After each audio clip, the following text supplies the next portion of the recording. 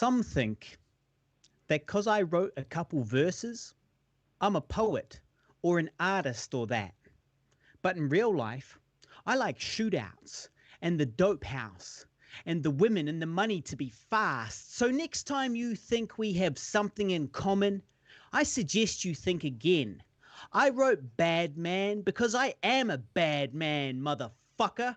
I most certainly am not your friend. Wow. Welcome along to the Guy and Harley podcast. I'm Guy Pigden, and who was that? That was King 810, Dukes. New song, Dukes. He's a bad guy. He's a tough dude. He's a bad man, motherfucker. He's a tough dude. Yeah. So welcome along to the Guy and Harley podcast. I'm Guy Pigden, and we are in COVID. What day is this? Do we even know? Have days lost all meaning? Days have lost. There is no today. There's no such thing as a day. There's just now and awake and asleep. That's all there is. So we're like 2 months. It's been like 2 months pretty much. I think, yeah, at least. Well, I mean, it started on March 26th, so it's now May 29th. So you do the math. 3 months? 2 months. April, May.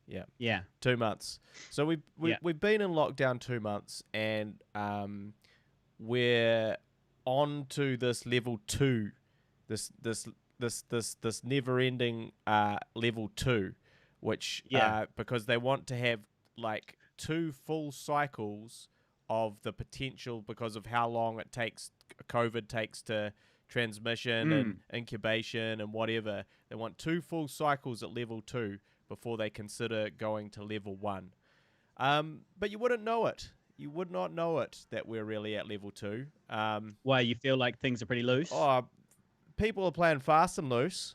So basically the only thing that we have to do, and they've just now opened up gatherings yesterday of people up to 100, whereas before you could not have, I think it was 50 or something like that.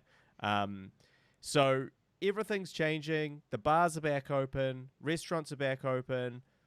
Almost everywhere is back open. There's just less seats, right? And you sort of... and you have to check in everywhere. So every place that you go to has a check-in system where it's... I'm enjoying level 2. I'm all about it. I reckon we need a more structured existence. You know, like you look at the military and all that stuff. It works. It's efficient. You know what I mean? Let's make it worldwide. It's all I'm saying, you know? Well, it is definitely good in the sense that when you go into a restaurant, there's no one like up against you. You know, the tables are nice and spaced out now. So you can just eat your meal in peace, and there's not like, you know, those thuggish students, you know, a group. You've really got a chip on your shoulder about students. I remember you talking about students in another episode. A group of thuggish students, 15, laughing and ballyhooing at the next table and like throwing up napkins in the air and spilling drinks everywhere because they bought their own BYO because it's the only place that allows BYO wine. Yeah. And they're getting off their tits and they're laughing and yelling. Those fucking young people having fun fuck me off. Tell you what. Well, it's the inconsiderate nature of the young people that annoy me. It's just, have a little respect. Me and my lady friend are trying to have a nice dinner. Don't come all up here and start fucking yelling like we don't need to hear your bloody yahoos, a bunch of bloody yahoos. We don't need to hear your conversation. Just just keep it within the table. Keep it within your bubble, bro. Listen, I've got an inside scoop about the levels. Yep. Yeah. Now, I've got a Wellington insider. Parliament. The beehive. Deep in Parliament. Yeah. Deep in Parliament. Yeah. Yeah. If you've been following my Facebook, then you will know that I'm actually mates with Jacinda. Yeah, that's true. I'm mates with her. We've met a few times. She's been to my house. I've got photos, and we also have Zoom chats every now and then. And I've posted the proof on Instagram and Facebook. So I'm not saying that Jacinda's my Wellington insider, but what I'm saying is, Level 1 will be announced to start on July 1st. July 1st will be the date for level 1. You heard it here first, people, on the Guy and Harley podcast. Really? That's like a month away. Sometimes people forget how influential I am. I know this stuff. July 1st. What do you think? What date do you think it's going to be? I would have to say, because we're at the end of May now, so I would have to say it's going to be mid June. Definitely not July. Surely not. Okay. Surely not.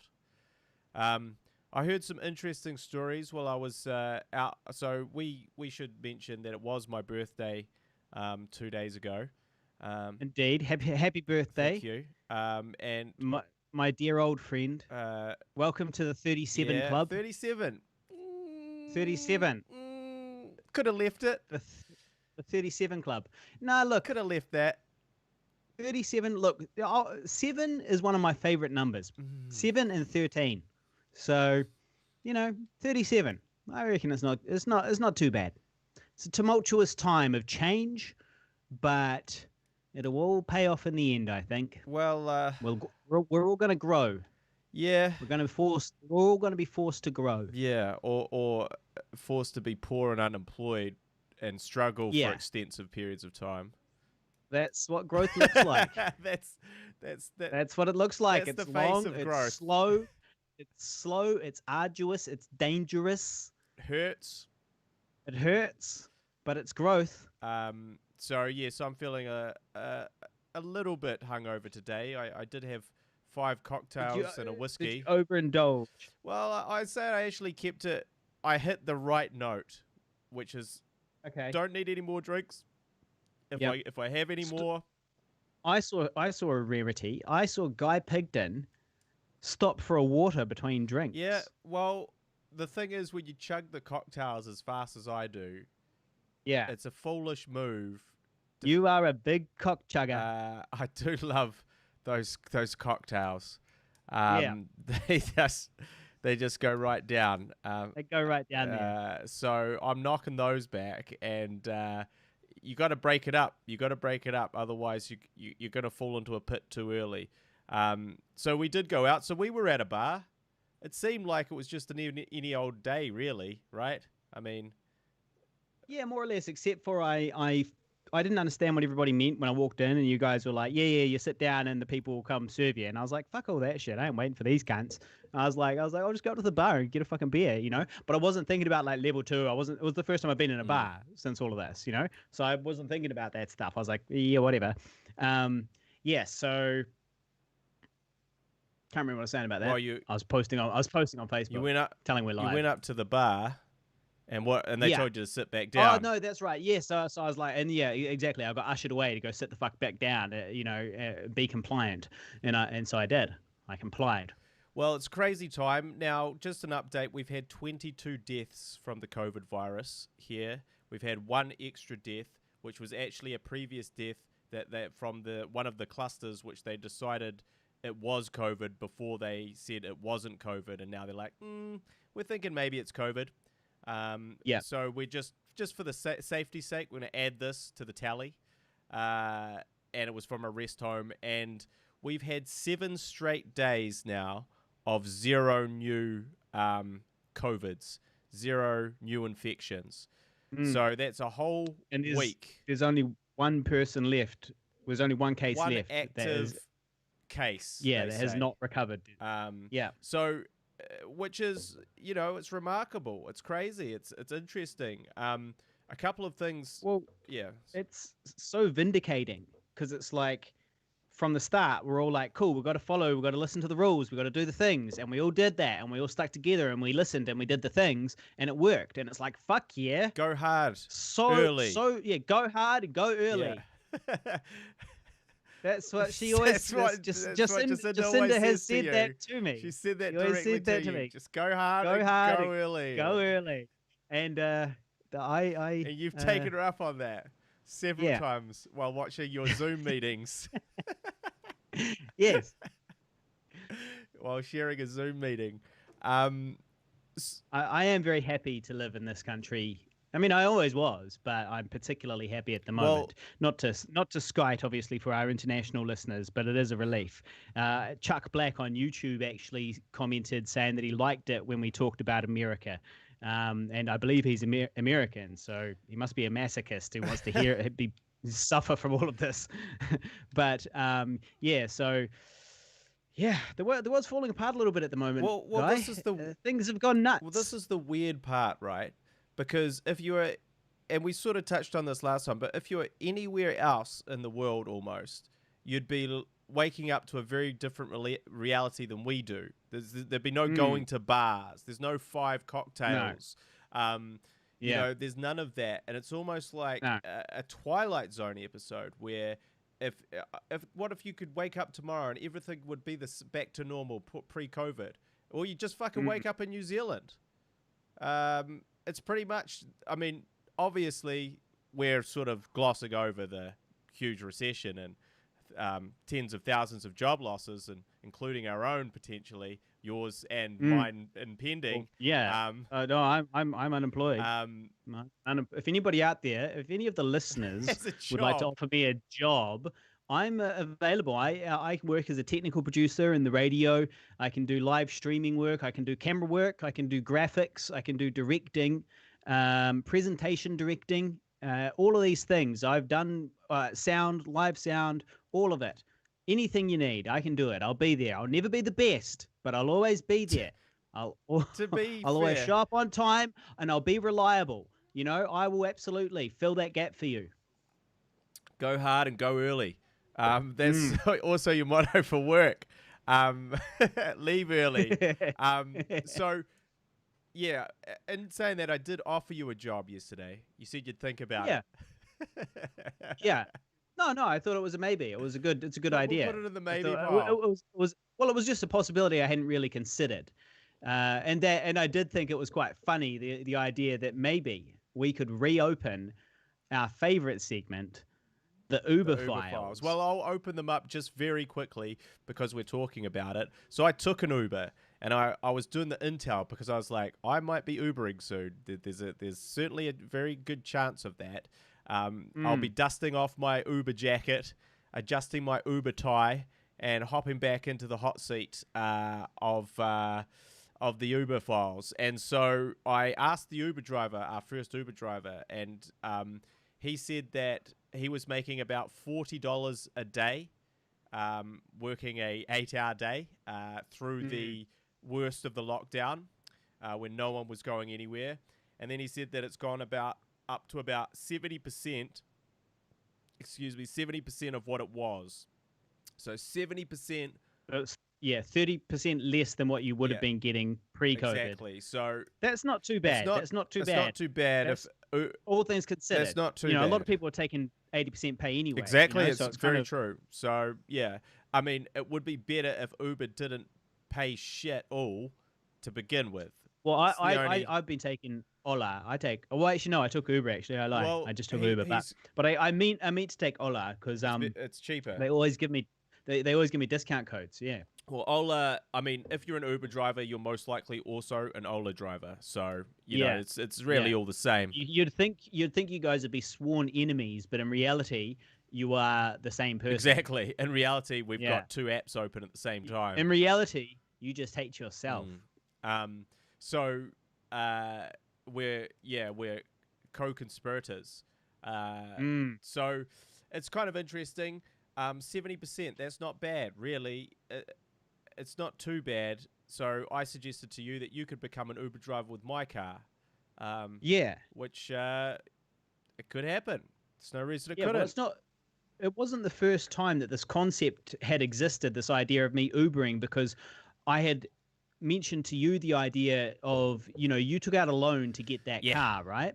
So in order to maximize the return on that investment that you had to make, you could get that car working around the clock by working shifts. So, you work whatever days and I work whatever days, and the car's working 7 days a week for however many days. And that's the way you monetize the car the most. And I would pay you some part of my fee would go towards your car payments type thing. Yeah. I can't remember the exactly what it was going to be. But yeah, so that idea that maybe I could become become an Uber driver. But that was the last time I thought about it, to be honest. And it sounds quite terrifying. All those people and lots of germs, lots of late night, interacting with potentially dangerous strangers. It all sounds a bit, exciting for my life. Well, they said that there's this whole hashtag be nice fucking thing going around. Yeah. So this is like one of the government slogans is like, be kind, be nice to people. Yeah. And apparently we were talking to the owner of the establishment that we went to, and he said people were like, the first time they opened up the bars, people were absolute cunts, right? They could not be ruder. They were acting like absolute assholes, berating staff, all this sort of thing, complaining about the restrictions, and just being absolute entitled dicks. So that's good to see. Civilization has not learned, and we will continue on off this precipice. Sort your shit out, New Zealand. We can do better. Drunks. You know who? So it's goddamn students. So it's goddamn students again, Harley. Nah, the students are fine. Look, if you want to direct your rage anywhere, direct it at the boomers. Absolutely. They're the ones. Well, the students are the seeds of tomorrow, and our job is to germinate them. I'm going to germinate the shit out of the student. You're pretty keen on germinating a student. You're pretty excited at the prospect of germinating a student right now. Yeah. There's any students listening that would like I'm just saying, just slide into my DMs, like all right? Some germination. If you're in the market for some germination from a dirty old man, slide into my DMs. Yeah, so that's cool. So that's where we're at. But I think, it's interesting because now the next step, it's like, okay, cool. COVID is not about. COVID appears to be gone. We conquered COVID. But how do we stop COVID coming back in? How do we do it? Can we truly be an island unto ourselves? I don't think so. I think we can be, but we're literally we're erasing like a huge build the wall. We are sort of, if we do that, if we kind of just go, well, tough shit, people can't really come in. Just only no, people can come in, but they've got to quarantine. It's even still, it's that, because that's the thing. It's the ones that don't show up as would be the risk. But they're still quarantined. It doesn't matter because we know how long it lasts. It lasts for 2 weeks or however long, right? So they go, cool. So you landed, you can't go anywhere or see anybody for 2 weeks. And after that, you're no longer infectious and you can go. So that's how you keep it out. The tail of COVID, the COVID tail, is long. Effective quarantine. Every single time we do a sci-fi movie review, I'm always complaining about ineffective quarantine procedures that these fucking, astronauts and stuff are doing. Us Kiwis, we're not doing a half-assed quarantine. We're doing a real quarantine. We're going to build a literal wall around the coast. There's no more beaches in New Zealand because it's just a big wall now. A big seawall around the whole country, and nobody can get over it. They also talked about, when's this trans-Tasman bubble opening up. So the trans-Tasman bubble is between us and Australia, where we can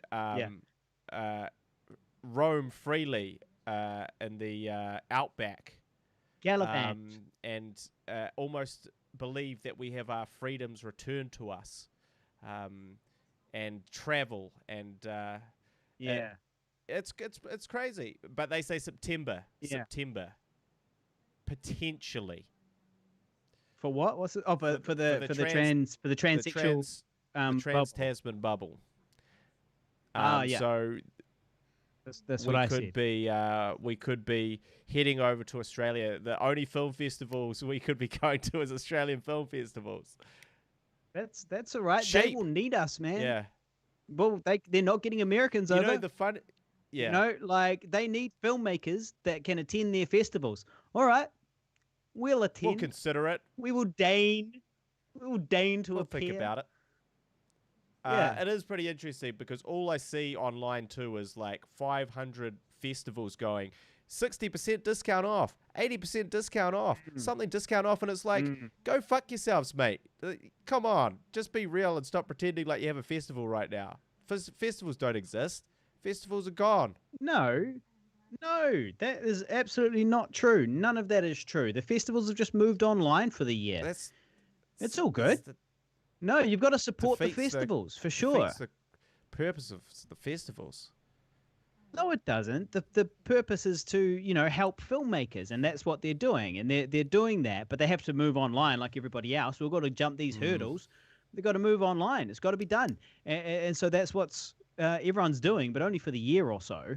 And then we'll all come back. But we've got what's important really is to maintain community in this moment so that when we can come back safely, we can all do that, happily and confidently and all that type of stuff. But for now, let's support festivals and submit our films. $50 for an online festival?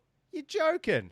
Look, you pull them up. Yeah, but like, how do they pay the people that, run the festival? For example, like none of that stuff's free. There's a lot of like a lot of work. Just hypothetically, goes into running a festival. Someone that runs a festival. Yeah, just a total hypothetical. Who? Yeah. I'm just saying. Am I wrong? I mean, sure. Okay, I'm an event manager at a festival, at a film festival. Yes. So I guess I perhaps have an opinion on it. Yeah.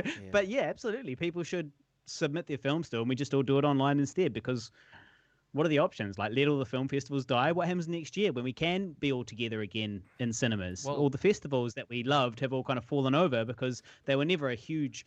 They're not a big for-profit thing, generally. They're for the love, for the most part. Well, I think some of them have become a bit of an industry. Well, big ones, sure. But, like, the big ones wouldn't suffer. The big ones can go a year with no problem. It's all the little ones that would suffer. Like... little ones, whatever, in Aussie and in New Zealand and all that stuff. Well, still notice that most of the cinemas haven't opened back up. So what's up with that? So that is. I thought they would be open. I don't think there's. I heard they've laid. I thought they were. I thought they were open. So I think some of the smaller independent cinemas are open. But definitely some of the larger chains are not, and I think it's all. This is again where New Zealand's in this unique position, right? Because they had all these movies lined up to come out, and then all those movies got postponed from wherever they were coming from, and then everywhere shut down, and everyone was like, "Cool, it's postponed till next year. That's fine because we won't be getting out to the cinema until next year." And then little old New Zealand defeats at least. For now, COVID, and they're like, cool, cinemas can open back up, and all the cinemas are like, ooh, it's a problem. We don't have any movies to show. No new movies are coming here, so no one will come if we open back up the cinema. And so I think that's really the issue there. So what are you saying? The issue is that the cinemas haven't opened because they've got nothing to show. Yeah, there is no new movies to release. Right, and here we are with a fucking feature film. Disgusting. Ready to sell. Right now, well, look, internationally, that's all underway, yes. Right? But so far, the people we have spoken to have not really gotten back to us about representing older, putting it out there. That being the New Zealand cinema chains that you've got in touch with. Yeah. Oh, might be time to send them a wee follow up and be like, hey, so anyway, you know how you guys are struggling and you need content. Well, look, hey, guess what? Here is a brand new feature film. Older. How do you like www.olderfilm.com. How do you like them apples? Yeah. Yeah, I think that's definitely a good idea. There's a few good ideas going around at the moment. It's just a shame that I've got no motivation to actually act upon them, any of them. I prefer to just watch opportunities roll by now. They just roll. It's easier. I just lie on the shore and they drift past the river of life. And then they wash back out to sea without you. Yeah, you just watch them just slowly get further and further out of reach, and then they're gone, and there's no getting those back. Well, one day they just stop arriving. The opportunities flow on by in life, and you either grab them or you don't, right? And as you get older, less and less of those opportunities come your way. As your social circles get smaller and all that type of thing. Well, the cavalry isn't coming. To quote Mark and Jay Duplass, the Duplass brothers. Okay, I quite like that. The cavalry isn't coming, and then they go into a big story which ends with, so you have to become the cavalry yourselves. That's a very ineffective strategy in a war. Like if you're an infantryman and you're on the front line there in an ancient battlefield, yeah, you can't. You've got to have the cavalry you really as need well. that cavalry. You've got to. Otherwise, you'll just be slaughtered. You'll be massacred. Well, no, your job is to hold them there in line and keep them in place by hacking them and so on, as the cavalry goes around the back to get them from behind. You see. So you're a holding force. So you need that. You really need that cavalry. Well, the so cavalry ain't coming. if you pass that along to them, yeah. Tell them it doesn't. It's a great idea, but it doesn't really work as an analogy. I'll let him know next time I see him. Well, he's a listener anyway. Yeah, So shout out to Mark Duplass and Jay Duplass of the Duplass brothers. These guys are long-term CD160 listeners, fans. So shout out to them and all the other CD160 listeners out there. I did also want to shout out on the live stream to Labus and XX Smooth Brain XX.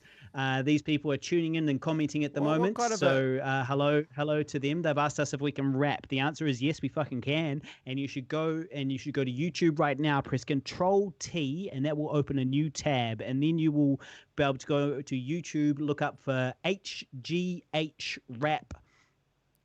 You'll need the keyword Pigville. HGH rap Pigville. And you'll see we've got 4 songs up there. Don't listen to them. They're terrible. Thing is that they're full on videos though. We did full videos for them and everything. We're riding horses and shit. The only shortcut is to open a new tab. Oh yeah, Control T, new tab. Gonna Brilliant. add your friends. Here you go. Here's a rap. Friday late, celebrate, it's a Facebook party. You made a big mistake when you accepted Harley. I scroll through your life and wish that I was in it. My heart and hand race 1,000 beats per minute. Holidays and getaways, I'm there from start to finish. Wedding days and graduates, I'm an official witness. Pics at the beach are my favorite upload. Shots of your feet, yeah, I'm looking at your toes. These pics are grand, I can't believe my luck. I'll crop out your grand using Command Plus. Right-click, save pic, Photoshop, my dick, and launch 2 times 300%. I know we never met, but we've been intimate. Selfie at the club with your mouth open, Control T, new tab, gonna add your friends. People always accept, cause what's the worst that could happen? Well done. You know what I'm impressed by? The fact that you remember that. No rehearsal. That was off the memory right there. Bam. I haven't rapped in years. Remember a single one of my, well, maybe like I can remember lines here and there, but they're really, not verses, really verses. But not verses.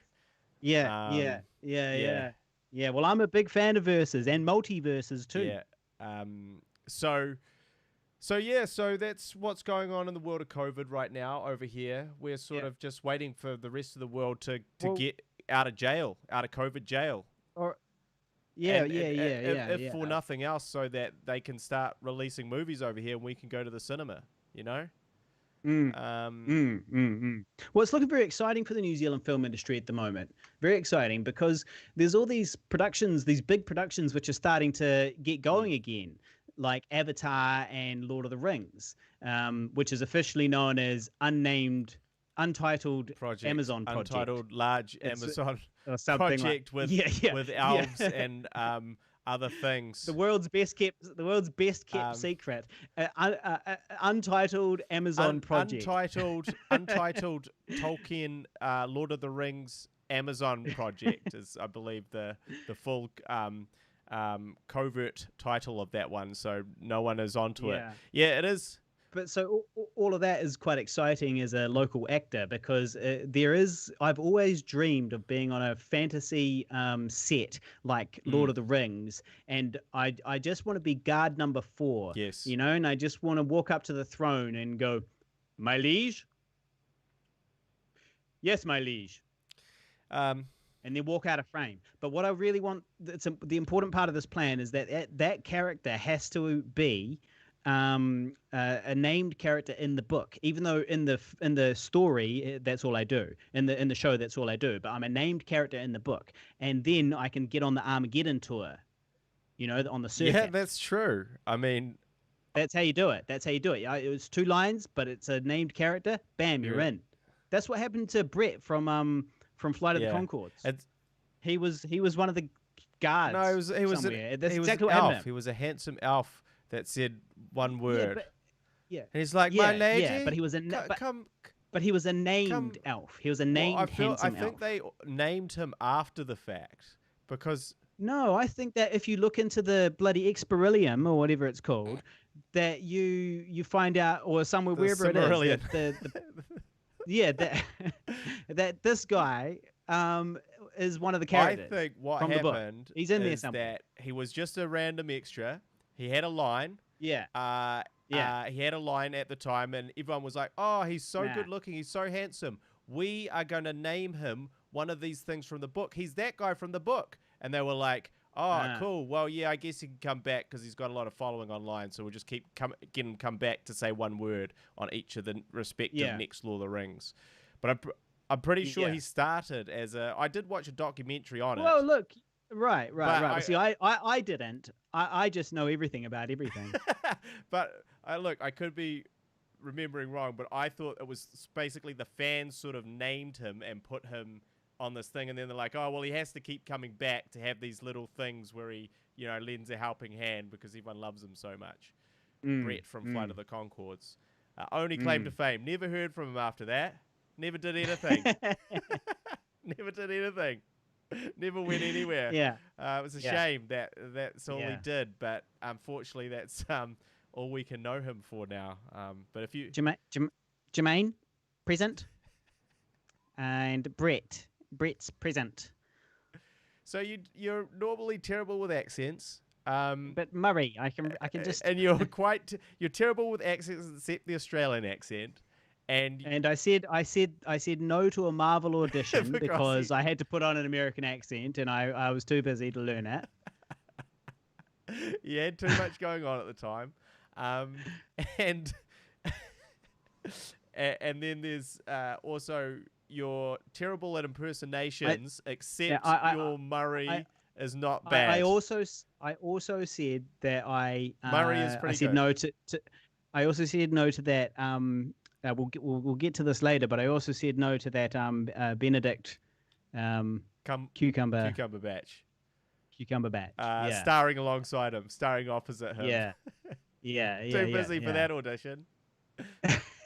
What were you saying about chances washing up on the shore and then suddenly washing away and less come to you as all you that get older? stuff. Yeah.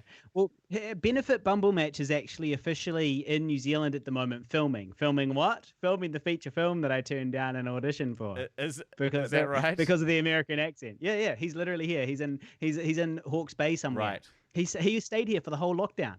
Oh, did he? Yeah. Benedict. Yeah. Oh, come here for the scoops, people. Doctor Strange. Come here to the Guy and Harley podcast. He's here, people. Benedict Bumble Match. Doctor Strange is in the house. That's really interesting. Well, we'll never know, will we? We'll never know. You'll have but my accents are bad, is what you were saying. Your accents are bad, except for my Murray's not bad, but I don't know if I could do a good. Well, I was saying your accents are bad one right now. Yeah, but my Australian one's not bad. Except you're Australian, and your impersonations are bad, except for your Murray. You fucking dickhead. You dickhead. I'm Australian, dickhead. You're Australian. We're all dickheads. This is how we talk in Australia. Fucking dickheads. I can only say those words, though. Well, that's pretty good. That's accurate. Yeah. Yeah, good. Yeah, so we also did talk... we should also say... Yeah. $175 million are being invested in the... I'm using quotation marks, the arts by the government, which sounds very cool. But where does Where does that go? Did you not read the? You can read it. You can read and find out where it goes. Well, what it told me, yeah. like, I read the article. It was like 25 million to this type of Okay. art charity and 25 million to that place and whatever for like Creative New Zealand or whatever. And then what will happen from there is each of those umbrella kind of places will then divvy it out into their respective kind of, grants and so on that people can apply for. So it'll be Creative New Zealand. It has $25 million to put towards, I don't know, whatever, and you apply for it. Okay. Well, yeah, yeah, it's definitely a good thing. Oh, it is a good thing. Jacinda Ardern, the Prime Minister of New Zealand, is also the Minister for the Arts in New Zealand. So before she was Prime Minister, she was the Minister of Arts or whatever it is, and she still is that. That's still her job. So it's quite. I'm sure that it's as generous as she could make it. Well, thank you very much, Jacinda. Now, if one of these arts places could just give us some money. Well, actually, mate, I did want to bring that up with you, but we just haven't had the chance yet. But I was, because, as I said, I've got this Wellington insider. I'm sleeping with Jacinda Ardern. And who's married with a young child. She's actually not married. Man, you have really been studying up on Jacinda Ardern. Well, you've been really studying furiously. We are literally... we literally have a sexual relationship, and I'm talking about it right now on the Guy and Harley podcast. This is breaking news.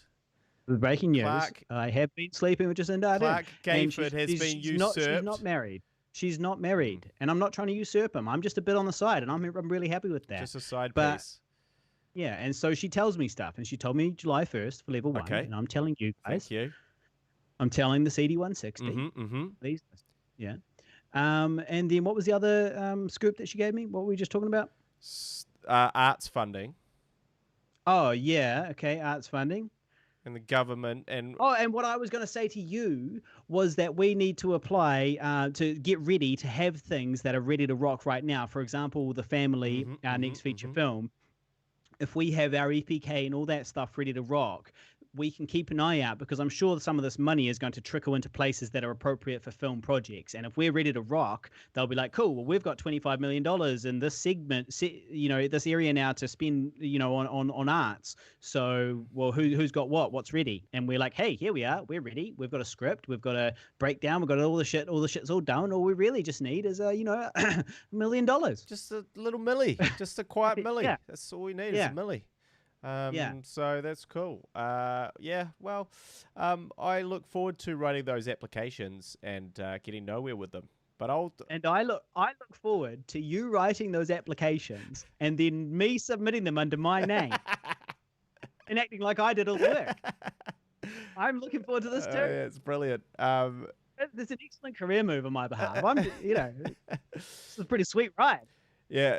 That's the thing, is every time that you get rejected for one, it's a little bit harder to write the next one, because you're like, God, because sometimes it's so much work. But look, here's what we need to do. We need to get a really effective template. If we have a really effective template and we just change out the important bits. You certainly do. A brief one. Do have to think that a bit of copy and pasting is certainly a viable option. A friend of ours who lives in Sydney, who will remain unnamed for this particular tale, recently applied and received a grant for arts funding. That's right, he did. An installation style arts thing. Yeah. Looks pretty cool. Maybe he can give me some tips. Well, he said that he was going to send me his template of the thing that he submitted. So I was like, all right, that sounds cool. But he hasn't sent it yet. But I'm sure he's listening. I'm sure he'll remember to send that through. We also did talk about, last week we talked about my... Shout out to that listener, by the way. My impending operation. So it was all guns blazing. It was all go. Yeah. In fact, I was scheduled... Wait, hang on. So you're updating us now on your operation. That's right, my hip operation. Okay. The surgery that I was scheduled to have on next Friday, which had been confirmed, which had been locked in. They said, yep, cool, you just need to go get a blood test. as I was driving to get my blood test yesterday for the said operation, I got a call from my surgeon. He goes, "How you doing, mate? How's it all going? How's the hip?" And I'm like, "Well, it's causing me a bit of pain." Yeah. Are you in pain? Are you in pain at the moment? I'm in a moderate amount of pain all the time. If I sit down for any length of time, mainly is where I notice it mostly. So you suffer for the CD160 listeners. Absolutely. You sit here and you suffer for them. It's a nagging, but very. You're like Jesus. Yeah. If you ask me. On the cross. The Well, cross is yeah. my computer chair, and being nailed to and being nailed to the cross is a slight pain in my hip, a slight discomfort in my hip. But it's pretty much the same thing. Same thing. So anyway, I got a call from the surgeon. He goes, "How's it going?" I was like, yeah, cool. And he's like, "We got you booked in for Friday." And I was like, yeah. And he's like, "Yeah, here's the thing. We actually need an MRI scan on that hip. We've got this one from 2018, but I'd really like to actually look at one that focuses on the new one." I was like, "Yeah, I was wondering about that. I really thought you'd need that." And he was like, "Yeah, I definitely do." And he was also like, also due to this whole COVID thing, everywhere is kind of crazy, backed up and busy. So you were meant to be doing it what Friday is this? Next Friday. So next Friday. Exactly one week from today that we're recording this live, I was scheduled to go onto the knife. They were going to hook me up in the torture. Hang on. To be clear, the issue here was that it was a week out from the surgery, and he didn't have an MRI of what he was looking at, of what he was about to do an operation on. Did not have that. He did not have it, and he was unaware until a week out that he did not have this vital piece of reconnaissance. I'm sure this is the reconnaissance. This is the first time that he'd looked at the actual I went case. A little French. So yeah, that's kind of what I'm getting at. Yes. Like, it's a week beforehand, and he's realized that he doesn't have. He's like, all right, what am I doing like next week? All right, here's my homework. Oh shit, I'm missing some stuff. This is legitimately exactly what happened, and not only is that funny and slightly scary, it's also sort of like actually probably how high level surgeons work. Like, they're so. Well, he's like, what am I doing next week? They're so busy. They're like, he goes to his secretary. He goes, "Cool. What's on the menu for next week? Who am I slicing and dicing? And what am I doing to them?" He was probably fucked off. He was probably like, "Well, who's the moron that put this for with no fucking MRI of the thing I'm looking at?" And then they would have said, "They're like, well, we don't know, sir." Well, they'd be like, "Well, sir, there is an MRI." He goes, "This MRI is from 2018. I need one from 2020, and it's on the wrong hip." Come on, we're doing honestly. a surgery next week. Honestly. Next week. So anyway, basically what he said is, due to COVID-19, they're having an influx of triage patients that he has to operate on, and he needs more time, basically. So he's like, "Can you hold on till July?" And I was like, "Yes, sir, I can." And so he was like, "Cool, well, I'll see you in mid-July." And then he also goes, "Hey, do I, like..." Because he asked some more questions, and I'd said, "Well, I'm a filmmaker and I do pro wrestling and blah blah." But he goes, "Did I see you a long time ago for rehabbing a hip issue?" And this was pre my surgeries by about 6 years or so. This was when I first got to Auckland, basically. And you had a hip issue way back then. I don't think I knew that. Yeah, so it was actually quite a lengthy recovery. But I did it all through physio and rehabbing, kind of similar to your herniated disc, I guess. And so he goes, "Oh yeah, I remember you." And I go, "I remember you." And he goes, "That's right." He goes, "I remember we did an MRI back then." And I was like, "That's right. And you said to me that one of my hips was sitting deeper than the other, and that was going to cause me some issues later in life. And you didn't go into any more specifics." And he goes, "Yes, that's right, I did. And here we are." And I was like, here we are. Double hip surgery. You were right. You're a specialist. You know your stuff. Congratulations. And so that's a beautiful scene. So this is my kind of dark humor. I like that. I like the blackness. That's what happened. And so essentially, that should be a scene in the project. Here we are. There should be a scene in the project. And so anyway, and he has a big laugh. Yeah. and you have like kind of a laugh along with him, an But awkward laugh along with but him. I'm really quite sad. But you're really upset. I'm really Yeah. quite visibly shaken by this. Yeah. So anyway, so now my surgery that I'd been sort of going, one, stressing out about, two, preparing myself for, and three, kind of trying to get all this work out the way so I could work from home as I'm a cripple and I can't, put my shoes on or go to the toilet without the assistance of my girlfriend to wipe my butt. When you say that, yes. Is she literally going to have to wipe your butt? No, I'm confident that I'll be able to wipe my own butt. Okay. But I will be obviously sitting on the big boy potty, which we did joke about. There is actually a photo lurking around on Facebook of the big boy potty. With your big boy potty. I think it's probably on the Facebook page, facebook.com/Guy and Harley, if you want to see Guy and his big boy potty. So the big boy potty is basically like a toilet seat that sits higher than the actual toilet. So I don't have... It's higher. I used to live with Guy, and it's higher than my penis. So unfortunately, Guy can't leave it in there because I'm so short that if I need to use the toilet and he just wants to leave it there, it sort of makes the seat higher. I have to pee upwards and do like a mortar to get it in, to the bowl.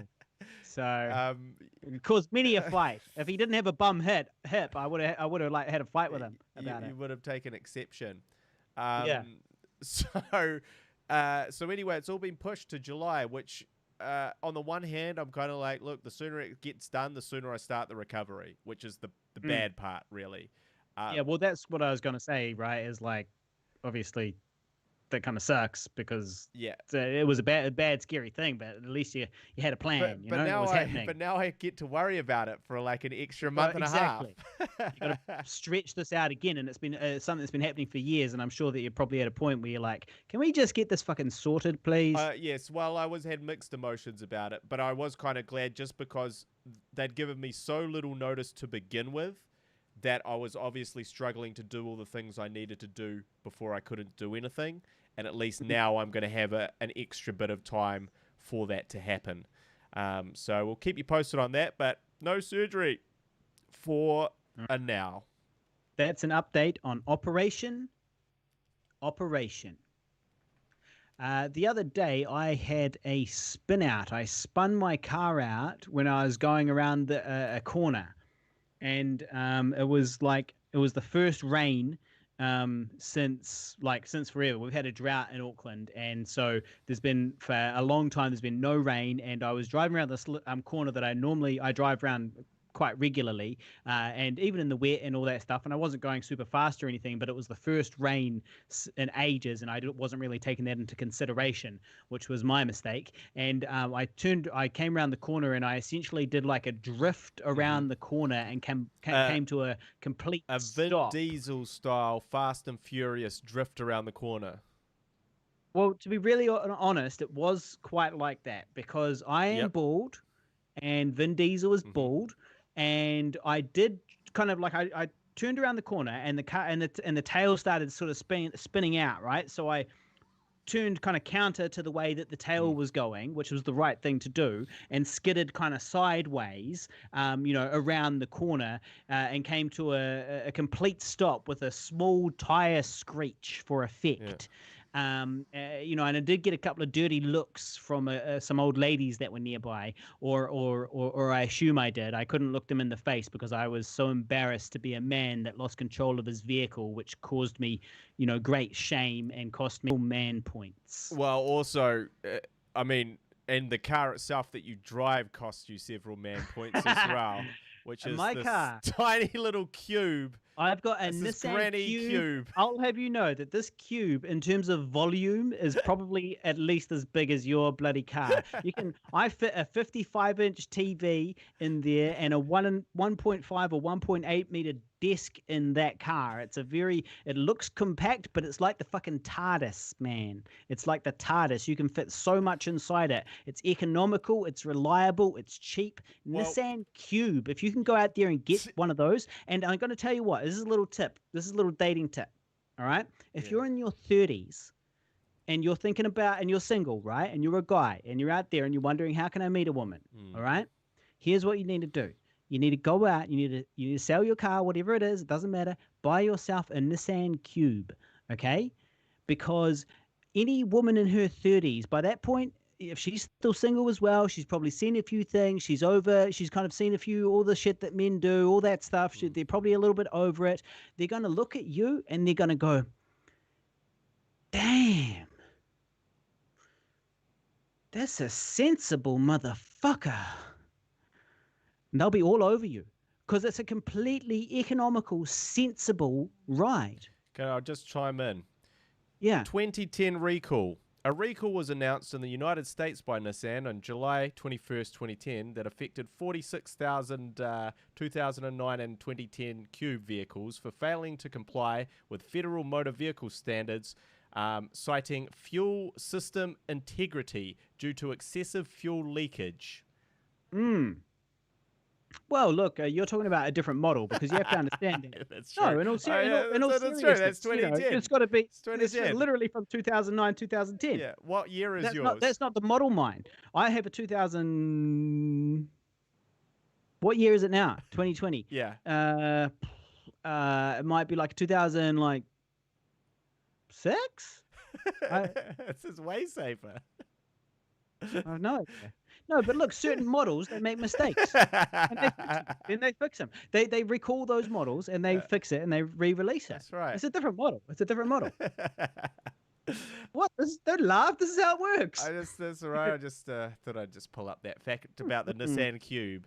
The Nissan Cube will get you laid. That's what I'm saying. The Nissan Cube will make a female drier than the Sahara Desert when she gazes upon it.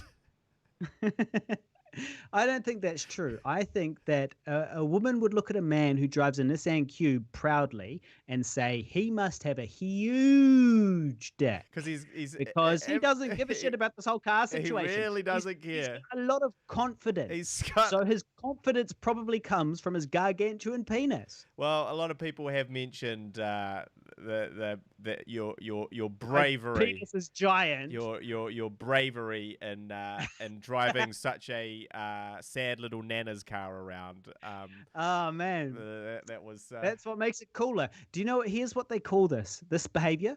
This behavior is what's known as urban antlers. Right? It's like because you've got antlers in the wild, a deer not a deer or whatever a buck or whatever the fuck you call them, out in the wild's got these big antlers and they crash into shit and they're totally inconvenient and they get caught on branches and all of that stuff. But having big ones gets you laid. It's sexual selection, right? If you're a deer with big these things, and so and so the urban version is like either a big beard or, in this case, a tiny little cube car. A car, exactly. A shitty car. A tiny, shitty little cube car. Urban antlers.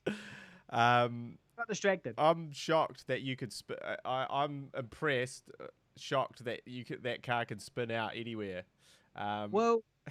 Yeah, it was a little bit scary. I can only attribute that to some really poor driving on your behalf. I'm not sure if I want to lead you by Uber car now.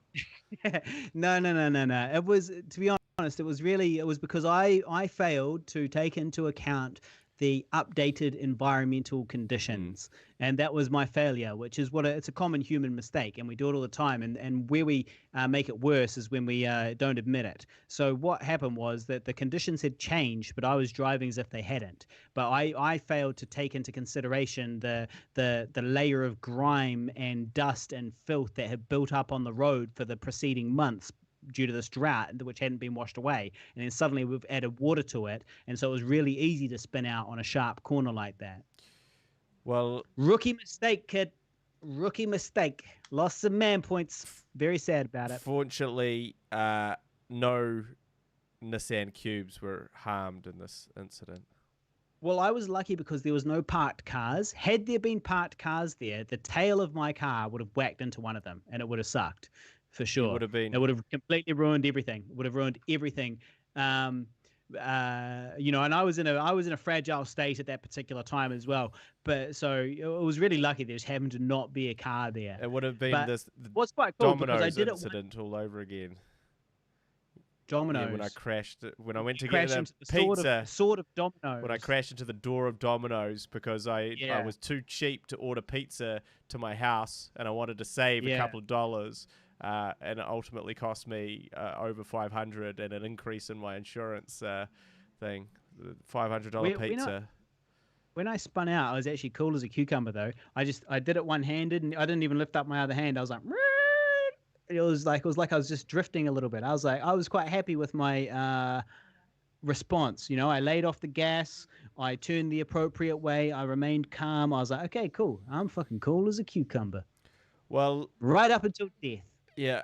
Well, I will also just say that I have just been watching a few things on Netflix, so it's time for some movie reviews. Oh, good. And when I say movie reviews, I mean a documentary review. So you'll like this, Harley. You like docs? Well, I do like docs. I like particular docs. Yeah, war-related. Or big fan of war-related docs. Or covering serial killers. That's another one that serial you do killers appreciate. Are also a passion of mine. Serial killers. And if we can find one about fucking Hitler specifically, well, that's just your fucking dream made right there. Well, I've obviously seen hundreds of documentaries about Hitler. You know him well. Maybe not hundreds, but I've seen a lot. Well. I've seen a lot of documentaries. Almost about like Hitler. A brother at this but stage. Not specifically Hitler. The whole war, all of it. I know all about it. I'm your guy. You need something? You need me on a quiz night, a World War II quiz night? I'll be a pretty good person to have on your team. I know all about that shit. How many girls have asked you about World War II in your experience? there was this one girl. There was this one girl who I made great, and she started it. Yeah. So we made great World War II jokes. So we matched on Tinder, and we made. She was a woman here in Auckland. We matched on Tinder, and we had great World War II banter. Yeah. And she really got it, and she made some good off-color jokes about the war in the Pacific, I believe. Brilliant. And this person, I was not super into her, like from her photos, but I was very much attracted to her understanding and humor regarding World War II. That was quite a turn on for me. Yeah. She made some good jokes, which I can't recall offhand. And how did that turn out? Well, she never agreed to meet me.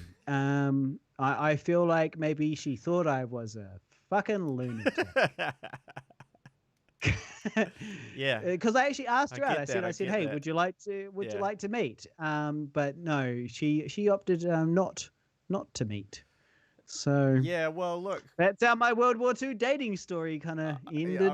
I mean, look, if the first thing that you can tell to someone about your life is that you watch hundreds of World War II documentaries and you're very familiar with all the serial killers of the 20th century. The serial killers I only have a broad knowledge of.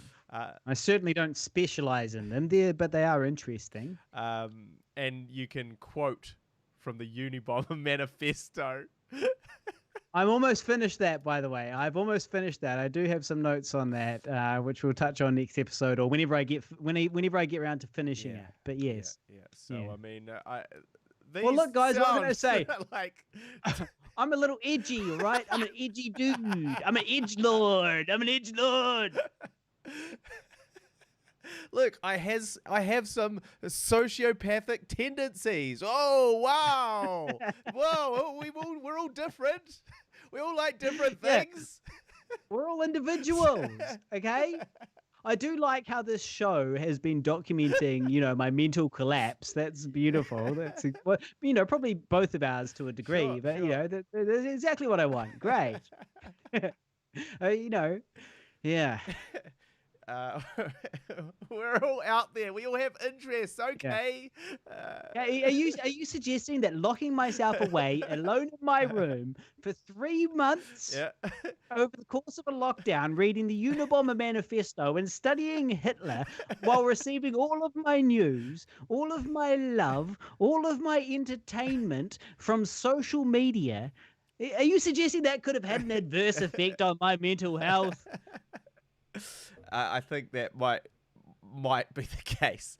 But that sounds a little bit social justice warrior-y to me. Yeah, it's a little bit lefty. It sounds like libtard nonsense. Well, yeah, I mean, let's not forget your recent communist rants that have been quite prevalent. The socialist and communist rants that have really flourished in this lockdown time. You have to understand where it's coming from. It's coming from this idea that I have really high hopes for humanity, and I see us conquering the stars. But the first thing we need to do is get organized. And the closest governmental sort of system I can see that's going to unite all of us under one banner and direct our creative, forces towards one goal would be a worldwide communist-style government. That, I don't know the rules yet. I haven't figured out the specifics. We'll do it without the dictators, but we'll figure it out. It'll be like democratic communism, and that'll work. And then from then we'll conquer the stars. But we need someone from a history. If the aliens are looking at us, the aliens are like that's how they would do it, right? They would organize us and go, cool, get out, stop bickering amongst yourselves. Yes, Harley, the aliens.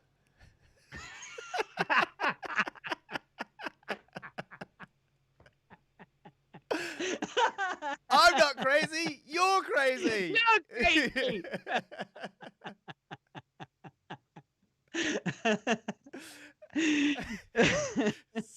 Yeah.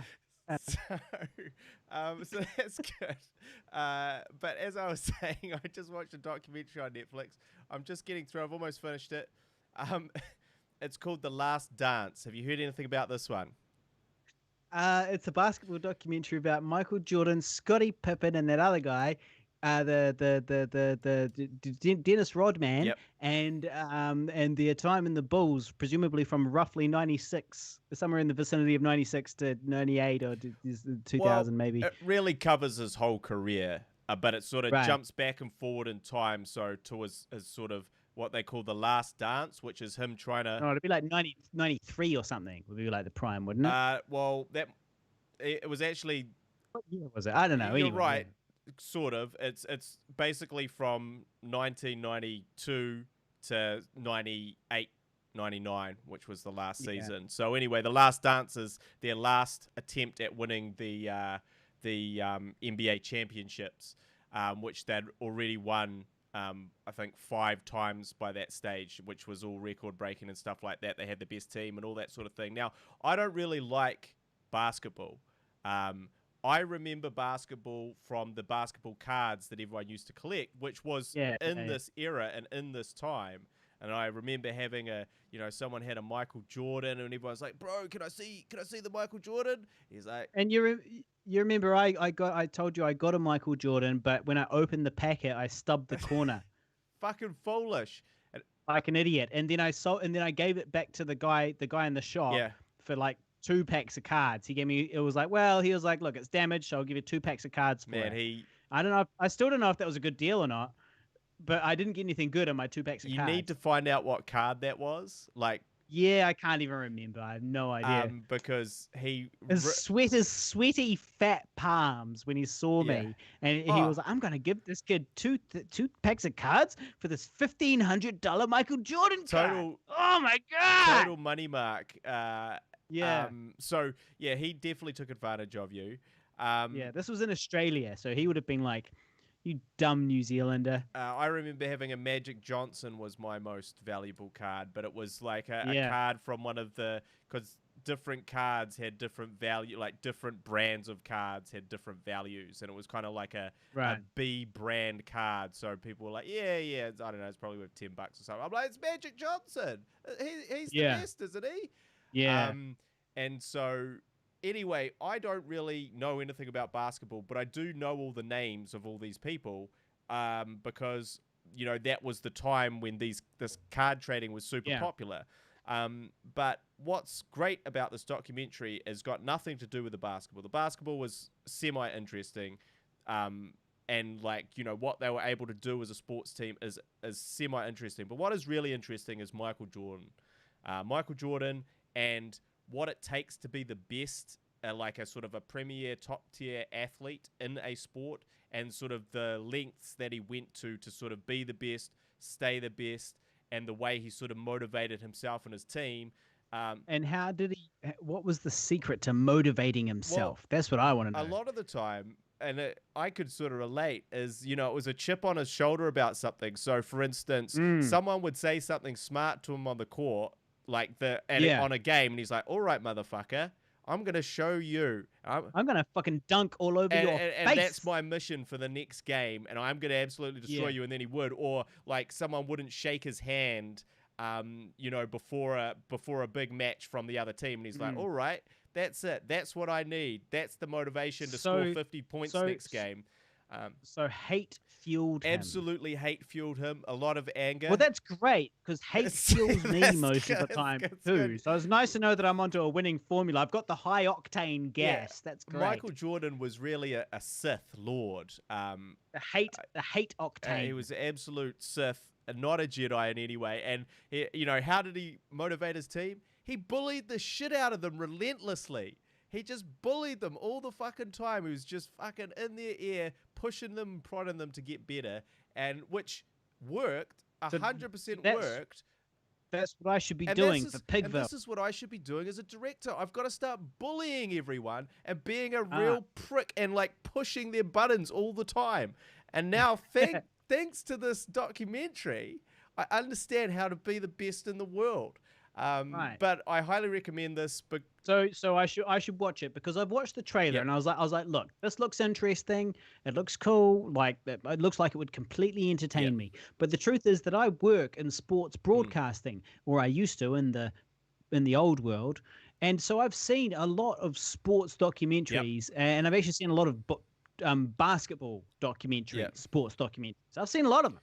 So it's kind of like, cool. Well, you know, I mean, I was like, man, it looks like a good basketball documentary. But I was still like, do I feel like watching a basketball documentary, or would I rather finish Pandemic, the documentary about a pandemic, which tells me how pandemics work? Which, given that I'm currently living through a pandemic, maybe that's a good one.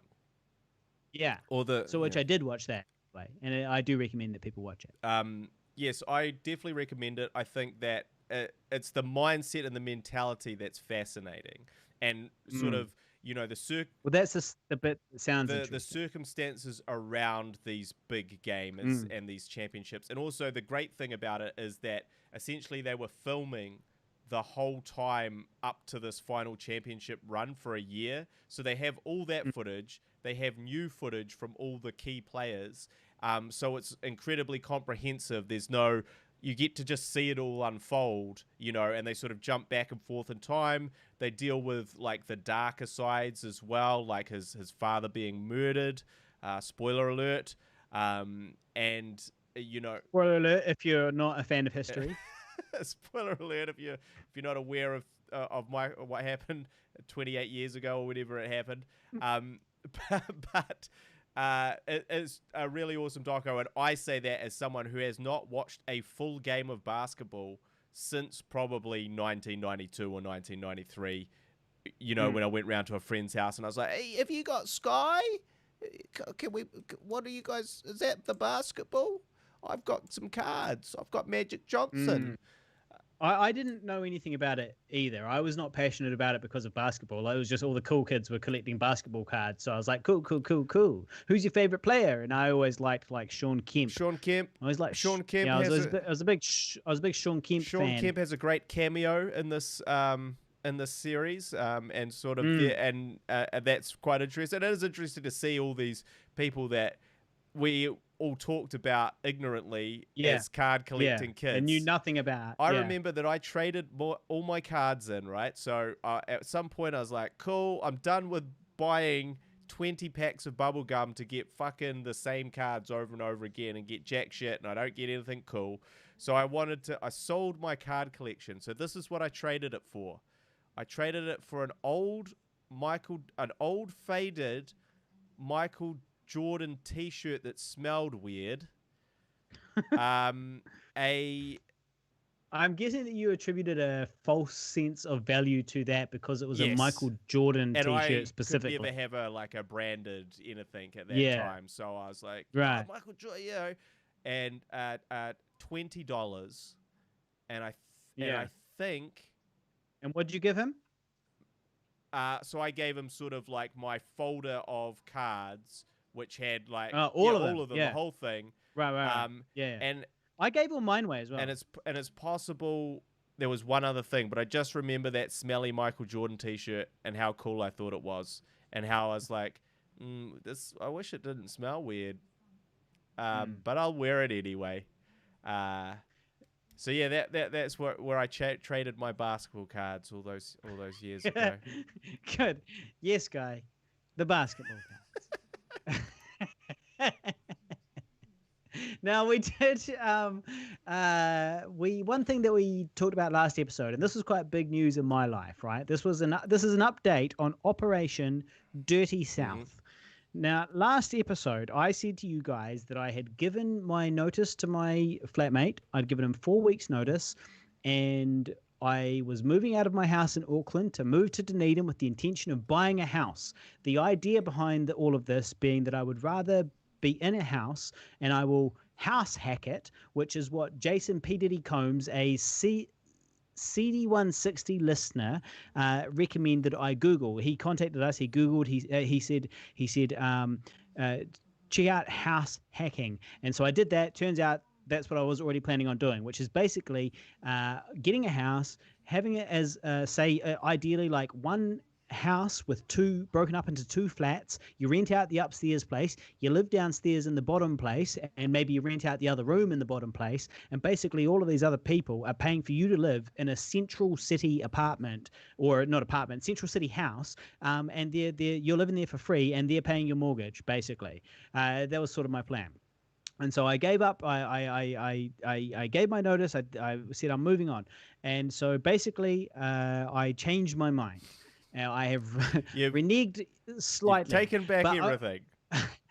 Only for a little while. Basically, there's a big all the banks, everybody's talking. It looks like there is going to be a big dip in the value of houses in New Zealand because we've had this artificial bubble for so long, where the value of a house was inflated because of artificial things like tourism and Airbnb and being able to rent these things out and all of that type of stuff, and foreign investors and all of these things. And now a lot of that's all fallen over. So there's less tourism, less international students, less things like that. As a result, there's less demand for housing, and so the rental yields of houses are going to go down. And so there'll be a certain amount of people out there who have overextended themselves, bought too much money, mortgaged their mortgage and all that type of stuff, and they're going to eventually need to sell. And in 6 months, the mortgage freeze, which the government offered New Zealand, will end. And when that happens, I think there's going to be a few broke landlords that have overextended themselves, and I'll be sitting there like a vulture, ready to just pick their eyeballs out. As a lifelong renter, I'm looking forward to picking the eyeballs out of the corpses of these landlords and then becoming one. Consuming their power, their essence, and then becoming one. Yeah, and then consuming becoming their essence, and then becoming one myself. And time will tell. Will I be an unscrupulous landlord, or will I be a kind landlord? My heart tells me that, in all sincerity, I believe I will be a kind landlord, as a person who has spent my entire life living in rentals. I know what's important to a rental, tenant, and I feel like they're the same things I want to fix anyway. So, for example, if I bought a house, I'd want it to be warm. So, like, pretty much the first thing. That's the whole fucking point, isn't it? To have a roof and be warm, So that's the type of shit that tenants care about too. It's true, but I do think that you will become a landlord apologist. And essentially what's going to happen. Well, there'll be some things. Is essentially you're just going to keep jacking up that rent. Hey, listen, I'm going to going sky high. No, absolutely. I'm not talking about running a fucking charity. I'm running a business here. Absolutely. If you can't afford the fucking rent, man, I'm sorry. This is literally a business transaction. You want to live where I own. Classic landlord speak right there. This is what I own. And you want to live here. This isn't a charity here, right? It's not a fucking charity, okay? I don't care if you can't afford these hikes. if you need to be professional, here's the thing: the rental market's always going to be changing. Rent's always going to change, right? And so it's going to float. And so at the moment it's going down, but sometimes it's going to go up. And whatever the minimum kind of like rise is per year, that's got to be passed on from me to you, because my fucking house. And in my house, under my roof, these are my fucking rules. Well, that conversation took a turn there where you sounded like you're going to be one time. I'm talking about doing the minimum. I'm talking about doing it goes up every year because that's what happens with inflation. Yeah. Like it goes up. I'm going to pass that along. I'm sorry, this is a business. But I'm not talking about like jacking it up. Well, I would never jack it up. What I would do is I would overprice it from the start and then drop it down slowly until I find a tenant. Right. So you advertise it first for $1,000 a week, and if somebody takes it, great. So if some dumb idiot takes that, if some fucking sucker moron takes it, great, you're getting $1,000 a week, and then you just drop it down from there until you catch somebody. That's how it works. And then they start paying whatever that is. But you're only going to end up with a tenant who's willing to pay whatever they're willing to pay. And then you rise it up in the minimum, every year that all the houses are going up, all the rents are going up, or in this case, this year, down.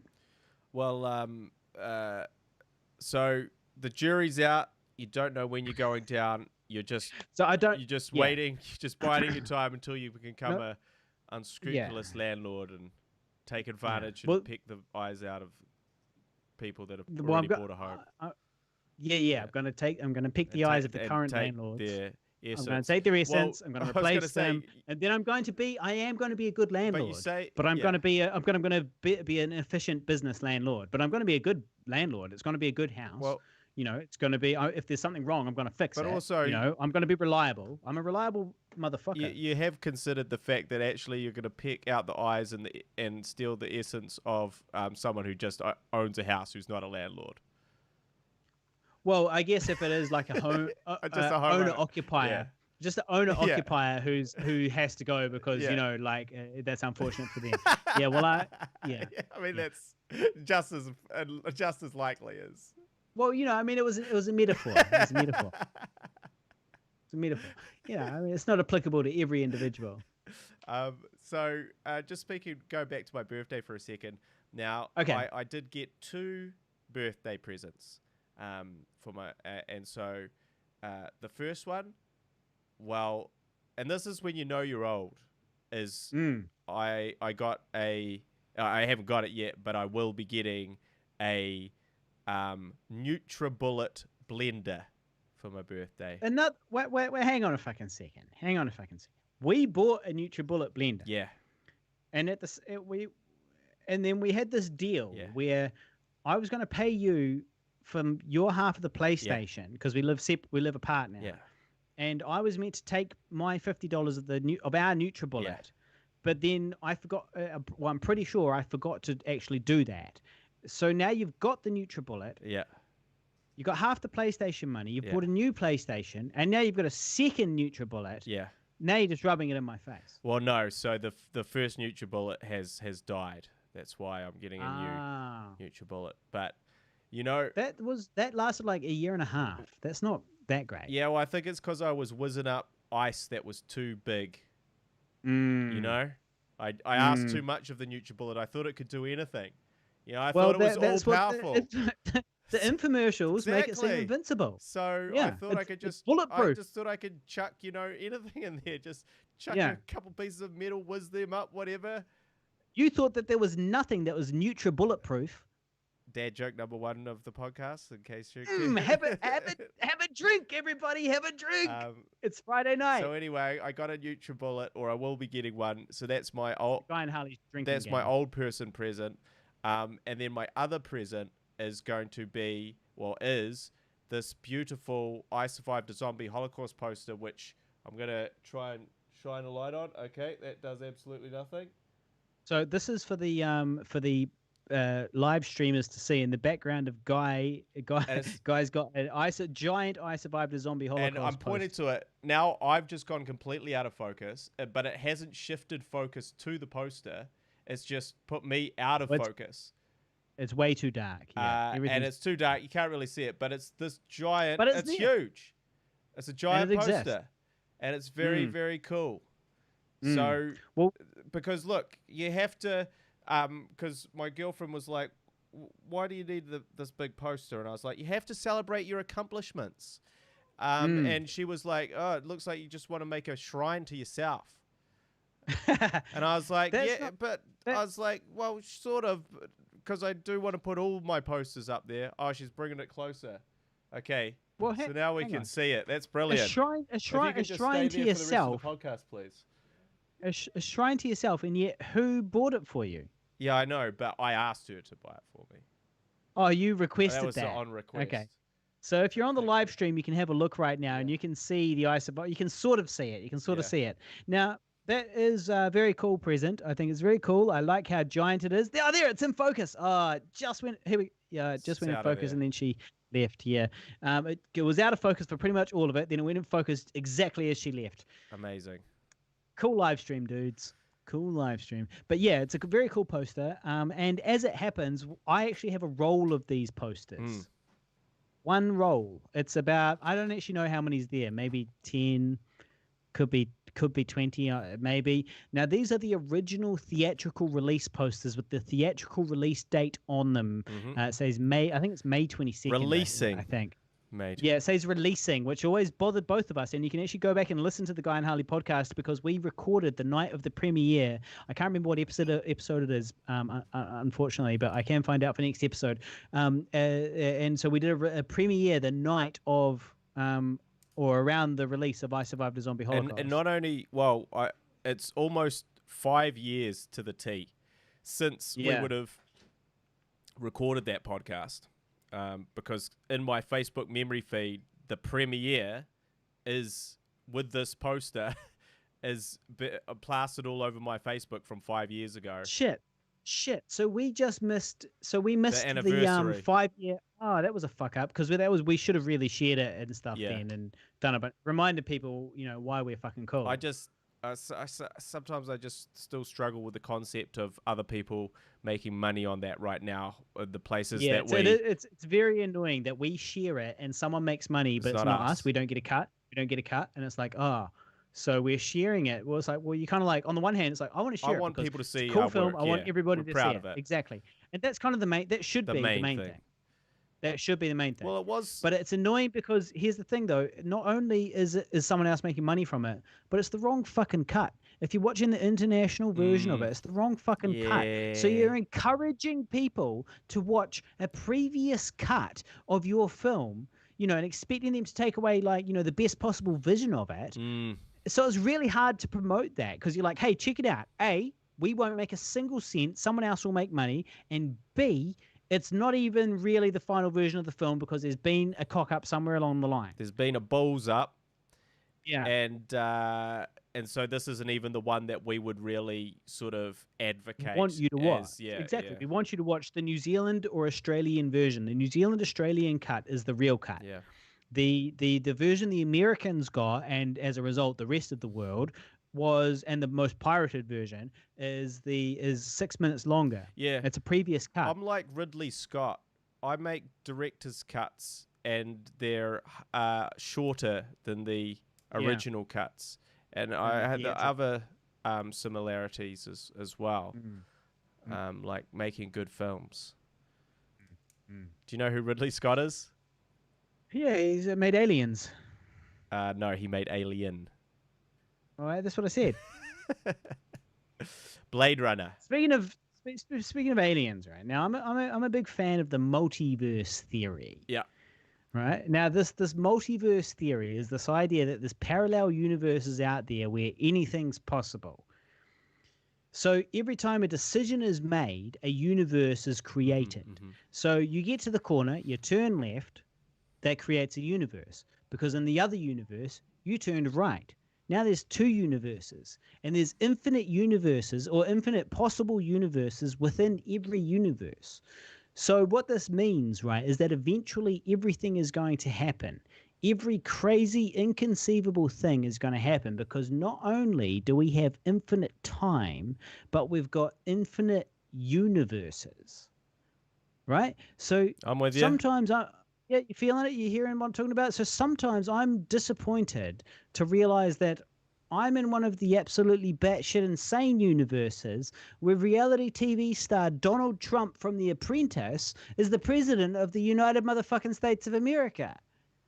It boggles the mind. And then here we are as a civilization just kind of careening, right, towards a cliff's edge called climate change.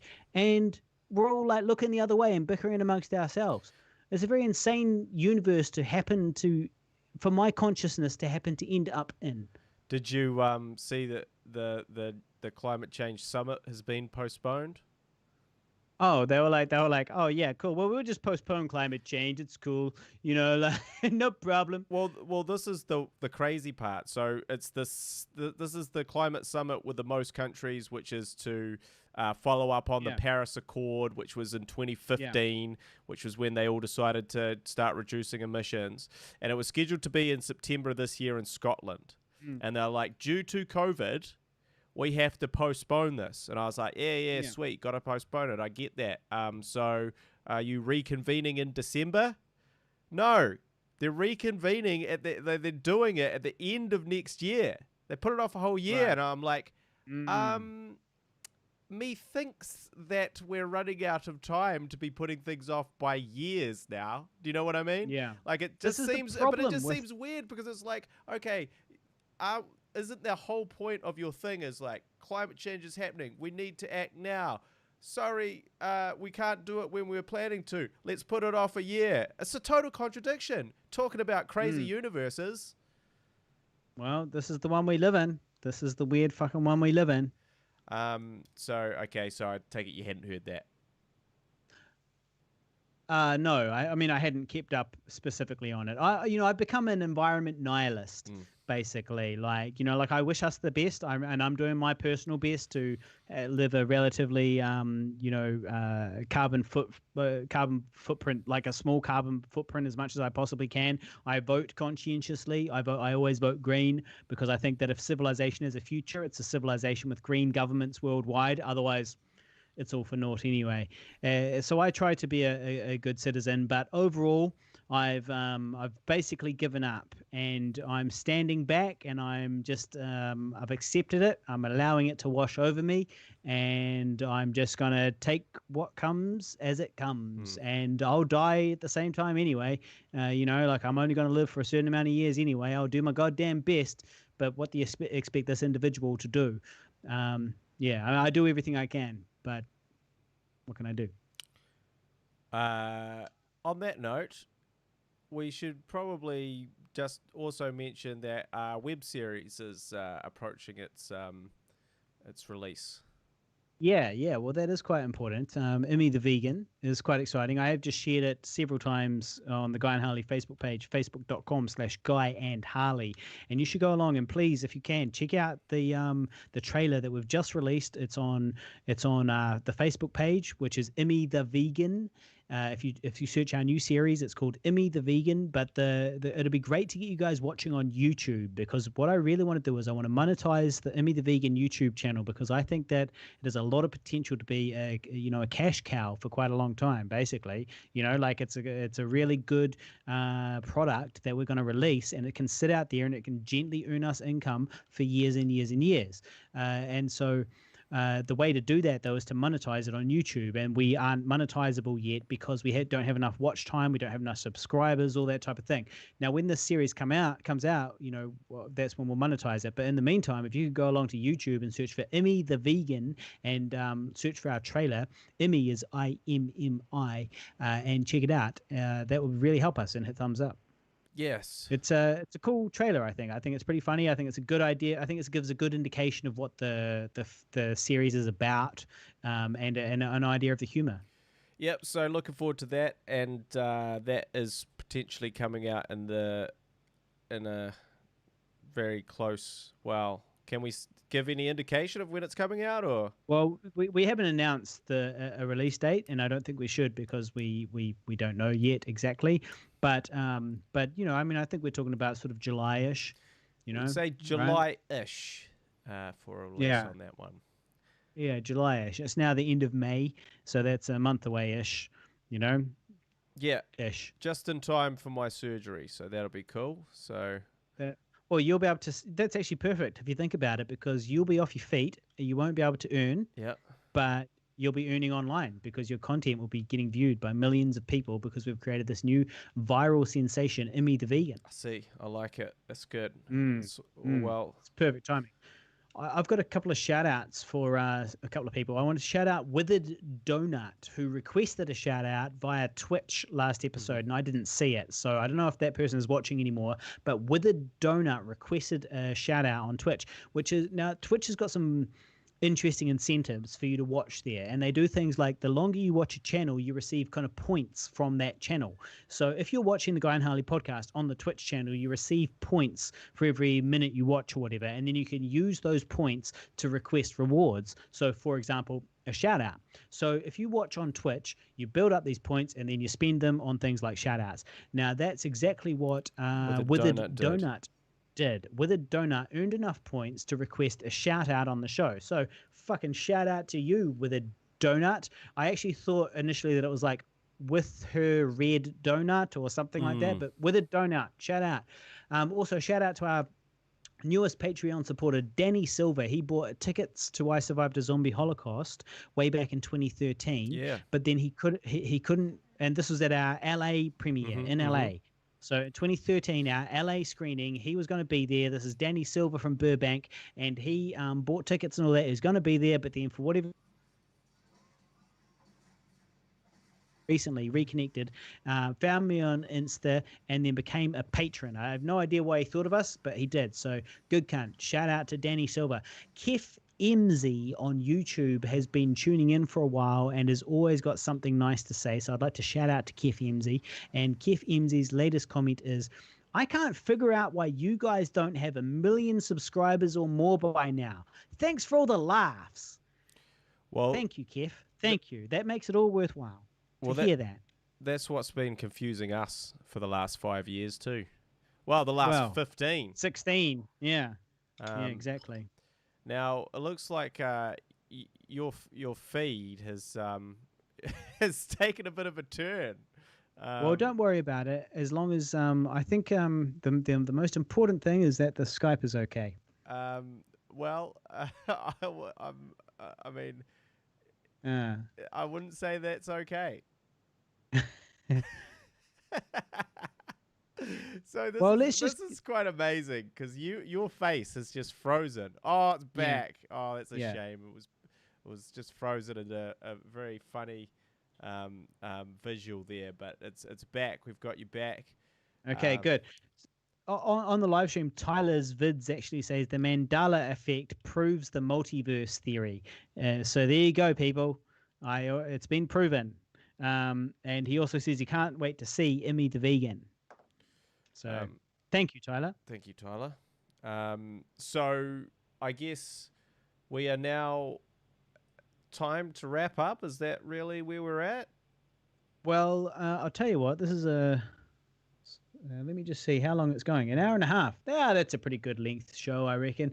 So yeah, okay, all right, we can wrap it up. I don't have anything to really. Oh, yeah, okay, cool. Let's wrap it up. unless some of the live streamers have some questions for us. If the live streamers have got some questions for us, now's the time to pipe up, okay? Because I know all you guys are out there. I can literally see you guys watching me. So if you've got some questions, now's the time. Otherwise, speak now or forever hold your penis. But yeah, it's. We'll be back again next week, so never fear. But if you do have topics for us, please jot them down and send them through to the Guy and Harley show page. Facebook.com/Guy and Harley. And I guess we'll catch you all next week. We will. So the best thing you can do to support us, if you'd like to support the show, is to go to patreon.com/Pigville, and you can choose to give us $1 a month or however much you want. And that's a really great way to support us because, that really helps us cover all these expenses. And we're broke as fuck heading into the recession. I'm currently unemployed. Guy's about to be unemployed. Good times. Good times. What make unemployed and crippled. recovering? I was going to say unemployed. Unemployed and crippled. I wanted to say unemployed and crippled, but it sounded too mean. So I was going to say unemployed and unable to work. Unemployed and crippled. So patreon.com/Pigville is a really excellent way to support this show. So please go there and do that. You can also support us in other ways, though, by watching all of these videos on YouTube. So search for the Guy and Harley podcast on YouTube. We're desperately trying to get our view time up over there to above 4,000 hours. And we had like 500 last time I checked. So we're quite a wee way away, but we need you guys to check it out and watch and go check it out, because then we can monetize all of this, and then you don't have to pay us a cent. You don't have to go to Patreon. All you got to do is watch this on YouTube and we'll be getting paid. Easy as that. So other than that, that's all I got to say. Well, a quick shout out to the other Tyler, who has said that the Emmy trailer looks fantastic. Thank you very much, Tyler. And I should just point out that he created the latest trailer for our feature film, Older, and which also looks fantastic. Which we haven't released yet. Which we have not released. We've got that in the back pocket, but it has gone away to our sales agent. And he sent me back the hard drive that I sent him. And it took so long. It took over a month to get back to me, I think. And it took so long that I thought that he had sent it back, I had received it, and I had lost the hard drive. That's how long it took. I just believed that it already arrived, but it just arrived a few days ago. So I've got that now. So thank you very much, Tyler. And I will be probably sending that back with a whole lot more footage in the not too distant future. So, but yeah, so thank you very much, everybody. And stay safe out there, for the love of Christ. Yep. Hallowed be thy name. Yep. Stay safe out there. What a crazy and tumultuous time it is. Get yourself a nice home setup. That's my advice. Get yourself a nice, if you're gonna spend any money, get yourself a nice computer monitor. That's something that has been a real revelation for me. I upgraded my computer monitor of 8 years ago that I got the last one, and I this was happening today. Tech update. I was editing some little clips, some promotional clips for Emmy the Vegan today, and so I had this new monitor, and I was and I was like, whoa, this looks like really nice. This is really sharp and detailed. The colors are really vibrant and poppy. It's just beautiful. And I'd never actually seen, bar when I'm sitting with my grader, it on a good computer screen. So I've just been suffering for the last 8 years for fucking nothing. Okay.